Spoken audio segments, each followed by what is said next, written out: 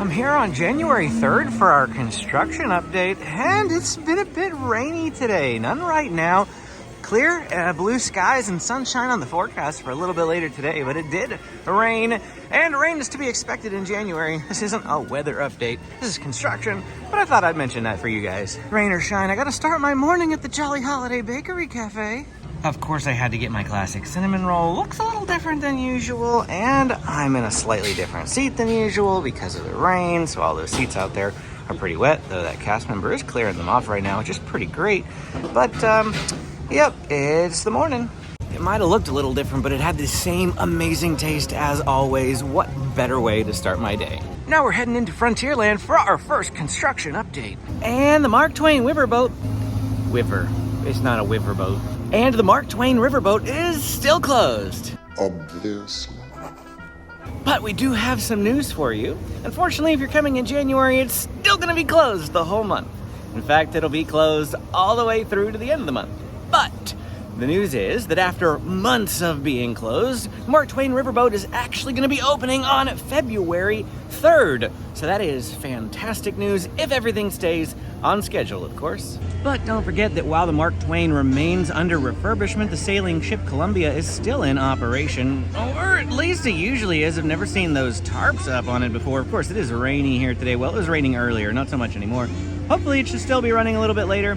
Maybe it doesn't run in the rain. I have no idea. I've never actually paid that close attention to it. The next one is a bit surprising, but the Blue Bayou restaurant, yes, the same one that you passed by inside the Pirates of the Caribbean attraction, will be undergoing a short refurbishment this month. It'll be closing on Sunday, January 7th, and reopens on Saturday, January 20th. So if you're hoping to visit the Blue Bayou during your next stay at Disneyland, sorry to tell you, we'll be closed for about 2 weeks. In my opinion, there are better table service restaurants throughout the park, though. Now, the next one should be surprising to no one, but Haunted Mansion will be closing shortly. Every single year at this time of year, Haunted Mansion usually closes to switch from Haunted Mansion Holiday back to the classic Haunted Mansion. But this time, the closure is going to be a lot longer than normal. On January 22nd, Haunted Mansion Holiday will close with no known reopening date. And that's because this whole area here will be undergoing a huge refurbishment as they update the queue, expand the queue, and even fix up this area here between Haunted Mansion and Tiana's Palace. So this whole area will be closed during this large overhaul of the Haunted Mansion queue. I had some thoughts that maybe Haunted Mansion might be open during the refurbishment. They'll just take guests in a different way, but that does not appear to be the case. Nobody really knows what's going on. Disney hasn't announced any sort of timeline or information. Rumors online seem to indicate that this ride will be closed through August and that they won't actually even remove the Haunted Mansion Holiday overlay, but that it'll close as Haunted Mansion Holiday and reopen as Haunted Mansion Holiday when the Halloween season begins in August of 2024. That means that the classic Haunted Mansion actually won't be returning until January of 2025. Now again, that's just rumor. No information is available online. This is the best that I can provide to you with the information that I have. In addition to the queue updates, they will be turning this small merchandise stand into a full-fledged Memento Mori style gift shop, which will be right outside the exit of the Haunted Mansion attraction. So there'll be some construction going on over in this direction as well. During the Haunted Mansion closure, Pirates of the Caribbean will actually be placed on Lightning Lane. So on January 22nd, Pirates of the Caribbean will get a Lightning Lane. I think it's only going to last as long as Haunted Mansion is closed. At least I hope that's the case. They did try putting Lightning Lane on Pirates of the Caribbean before and it didn't work and they took it off. My guess is they're just doing it now to replace the Haunted Mansion on the Genie Plus service so that it doesn't lose a ride during the closure.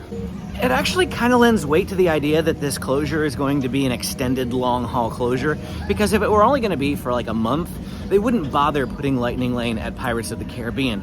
Plenty of Lightning Lane rides closed for refurbishment, and they never add them anywhere else. Let's talk about Hub and Main Street activities right now.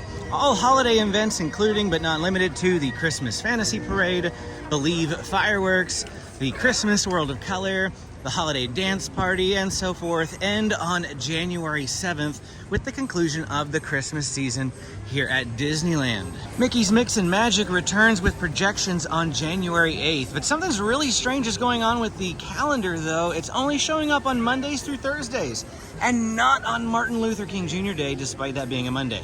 So I'm not sure if this is some sort of ploy to get people to come on weekdays through the slow season, or if the calendar's glitched because they're launching some new firework program on weekends that they haven't announced yet. I don't know, this one's kind of perplexing.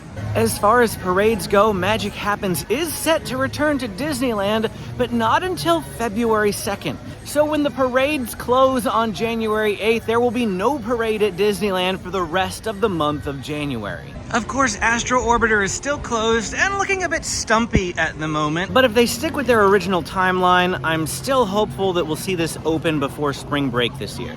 But once again, who knows? I mean, winter 2024, that could be referring to December for all we know. It's a Small World will be undergoing its annual closure to return to the original version post-Christmas, beginning on Monday, January 8th. This happens every single year as they remove all the Christmas stuff about the It's a Small World holiday version. And it will reopen on Friday, January 19th in just under 2 weeks. Is there the possibility that the ride will open early? Maybe if they finish up things early, but I would just probably count on that January 19th date. A couple of months ago, we shared a rumor that the Tale of the Lion King might be closing at the beginning of 2024, and I'm sad to report that as of January 8th, it too will be gone. Now, there's no shows today by the looks of it. Supposedly, according to the refurb calendar, the last showing will be Sunday, January 7th at 3 p.m.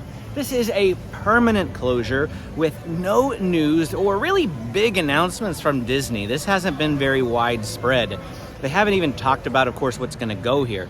At the same time, we're still waiting for another show over at the Hyperion Theater, so I would probably expect this theater to remain empty for a little while. So I actually decided to eat at Tiana's Palace today, and I got the house gumbo here on the left, but the reason I wanted to do this is because I wanted to try something. So I love their baked mac and cheese.